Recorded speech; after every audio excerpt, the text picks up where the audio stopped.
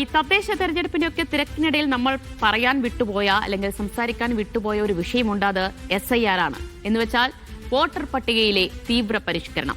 അത് സംബന്ധിച്ച ആശങ്കകളൊക്കെ നിലനിൽക്കുന്നതിനിടെയാണ് കേരളത്തിൽ ഇതുമായി ബന്ധപ്പെട്ട നടപടിക്രമങ്ങളൊക്കെ മുന്നോട്ട് പോകുന്നത്. ലക്ഷക്കണക്കിന് പേർ വോട്ടർ പട്ടികയിൽ നിന്ന് പുറത്തു പോകുമെന്ന ആശങ്ക തുടക്കം മുതൽ തന്നെ നിലനിൽക്കുന്നുണ്ടായിരുന്നു. അത് ഏറെക്കുറെ ശരിയെന്ന് തെളിയുകയാണ്. അതിന്റെ ഒരു കാരണം 2002 വോട്ടർ പട്ടികയിൽ ഉണ്ടായിരുന്ന 25 ലക്ഷത്തോളം പേർ യോഗ്യത ഉറപ്പാക്കുന്ന എന്യൂമറേഷൻ ഫോം ഫില്ല് ചെയ്ത് നൽകിയിട്ടില്ല എന്നതാണ് വ്യക്തമാകുന്നത്. എന്നുവെച്ചാൽ 25 ലക്ഷത്തോളം പേരെ കണ്ടെത്താനായിട്ടില്ല എന്നാണ് മനസ്സിലാക്കേണ്ടത്. അതിലൊരുപക്ഷെ മരിച്ചവരുണ്ടാകും, നാടുവിട്ടവരുണ്ടാകും, അല്ലെങ്കിൽ ഫോം വാങ്ങാത്തവരുണ്ടാകും, തിരികെ നൽകാത്തവരും ഉണ്ടാകും. അപ്പോൾ വീട്ടിൽ എന്യൂമറേഷൻ ഫോം വാങ്ങി ഫില്ല് ചെയ്ത് നൽകാത്തവരുണ്ട് എങ്കിൽ പ്രേക്ഷകരെ നിങ്ങൾക്കുള്ളതാണ്. സമയം നാളെ അവസാനിക്കുകയാണ്. അപ്പോൾ വളരെ വേഗത്തിൽ, അതായത് നാളെക്കുള്ളിൽ തന്നെ ഈ ഫോം ഫില്ല് ചെയ്ത് നൽകേണ്ടതുണ്ട്. അങ്ങനെ ഉണ്ടായില്ലെങ്കിൽ അതിന് പിന്നീടും ഫില്ല് ചെയ്ത് നൽകാൻ അല്ലെങ്കിൽ യോഗ്യത ഉറപ്പാക്കാനുള്ള വഴികളൊക്കെയുണ്ട്. പക്ഷേ അതിന് നമ്മളൊരല്പം കഷ്ടപ്പെടേണ്ടി വരും, ബുദ്ധിമുട്ടേണ്ടി വരും. അപ്പോൾ സമയം നാളെ അവസാനിക്കുമ്പോൾ 25 ലക്ഷത്തോളം പേർ, ഏതാണ്ട് 24 ലക്ഷത്തിലധികം പേർ ഈ ഫോം തിരികെ നൽകിയിട്ടില്ല എന്നതാണ് നമുക്ക് വ്യക്തമാകുന്നത്. എങ്ങനെയാണ് നമ്മുടെ സംസ്ഥാനത്ത് SIRന്റെ നടപടിക്രമങ്ങൾ പുരോഗമിക്കുന്നത് എന്ന് നോക്കുമ്പോൾ ഞാൻ പറഞ്ഞതുപോലെ തന്നെ 24 ലക്ഷത്തിലധികം പേരാണ് ഇതുവരെ വിവരങ്ങൾ നൽകാത്തത്. എന്ന് വെച്ച് കഴിഞ്ഞാൽ BLOമാർ നമ്മളെല്ലാവരുടെയും വീടുകളിലെത്തി, ആളുള്ളവരും ആളില്ലാത്തവരുടെയും ഒക്കെ വീടുകളിലെത്തി ഈ ഫോം വിതരണം ചെയ്തിരുന്നു. അത് ചിലരൊക്കെ അപ്പോൾ തന്നെ ഫില്ല് ചെയ്ത് നൽകിയിട്ടുണ്ടാകും, അല്ലെങ്കിൽ മറ്റു ചിലർ പിന്നീട് നൽകാമെന്ന് പറഞ്ഞിട്ടുണ്ടാകാം, അതിൽ വിട്ടുപോയിട്ടുണ്ടാകാം. അപ്പോൾ അങ്ങനെയുള്ളവരുടെയൊക്കെ വിവരങ്ങൾ പ്രസിദ്ധീകരിച്ചിരിക്കുകയാണ് തെരഞ്ഞെടുപ്പ് കമ്മീഷൻ.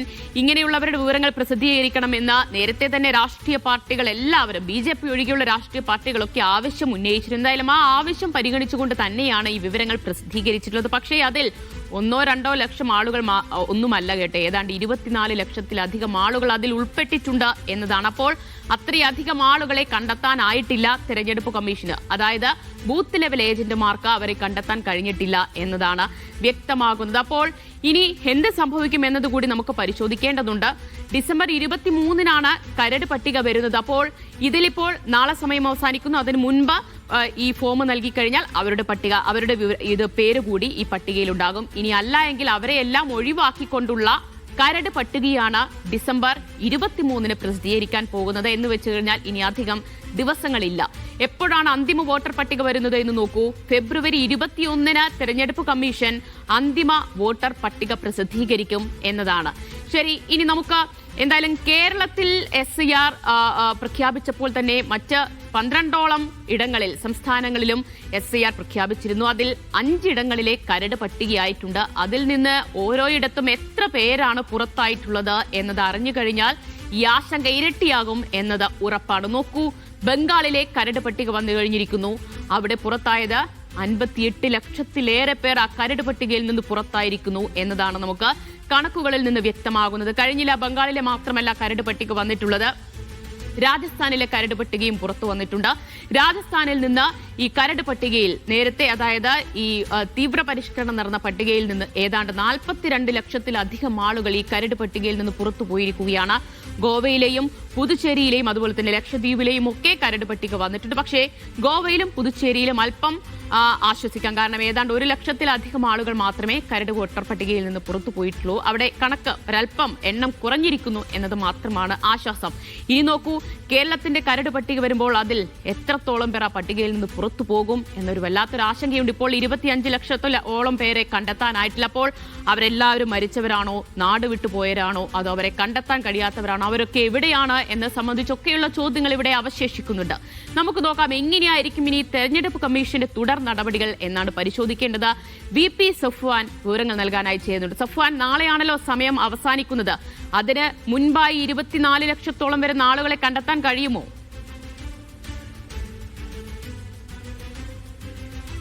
കണ്ടെത്താൻ കഴിയുമോ എന്നുള്ളത് ഒരു ചോദ്യചിഹ്നമായി തന്നെ നിൽക്കുകയാണ് ദിവ്യ.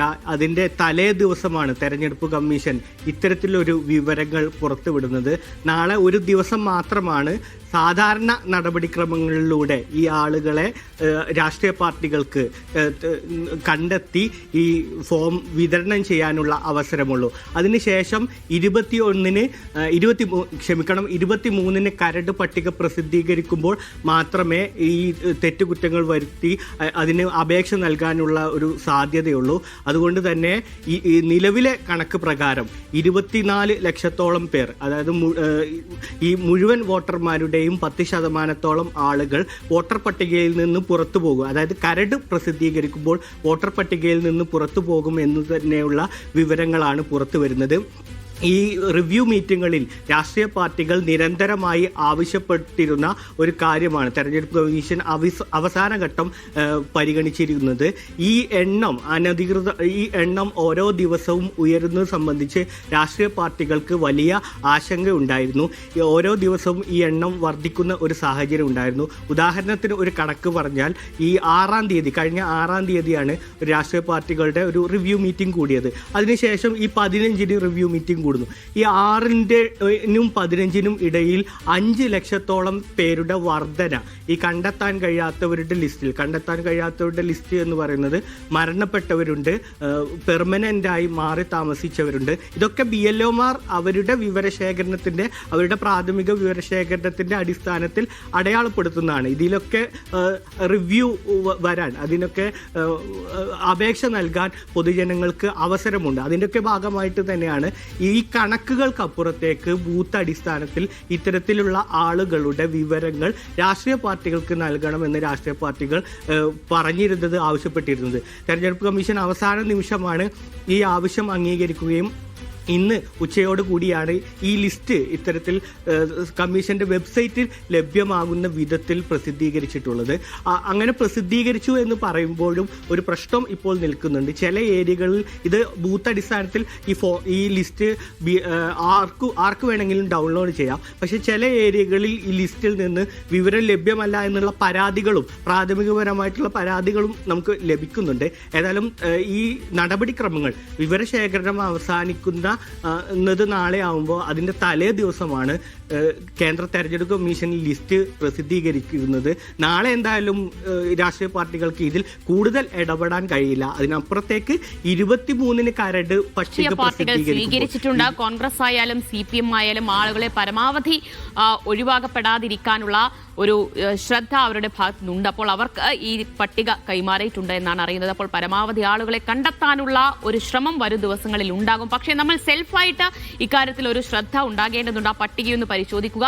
നമ്മൾ ഈ ഫോം നൽകാത്തവരുടെ പട്ടികയിൽ നമ്മുടെ പേരുണ്ട് എങ്കിൽ വളരെ വേഗത്തിൽ തന്നെ BLOയെ കോൺടാക്ട് ചെയ്യണം. നമ്മുടെ ഫോം അവർക്ക് എത്തിച്ചു നൽകണം. നമ്മൾ ഈ വോട്ടർ പട്ടികയിൽ നമ്മുടെ പേര് വരുന്നുണ്ട് എന്നത് ഉറപ്പാക്കേണ്ട ബാധ്യത നമുക്ക് കൂടിയുണ്ട്. അപ്പോൾ അത്തരത്തിലൊരു ജാഗ്രത എല്ലാവരുടെയും ഭാഗത്തുണ്ടാകുമെന്ന് തന്നെ പ്രതീക്ഷിക്കുന്നു. എന്തായാലും ഈ വാർത്തയോടുകൂടി ന്യൂസ് ഡീകോഡ് ഇവിടെ പൂർണ്ണമാകുന്നു.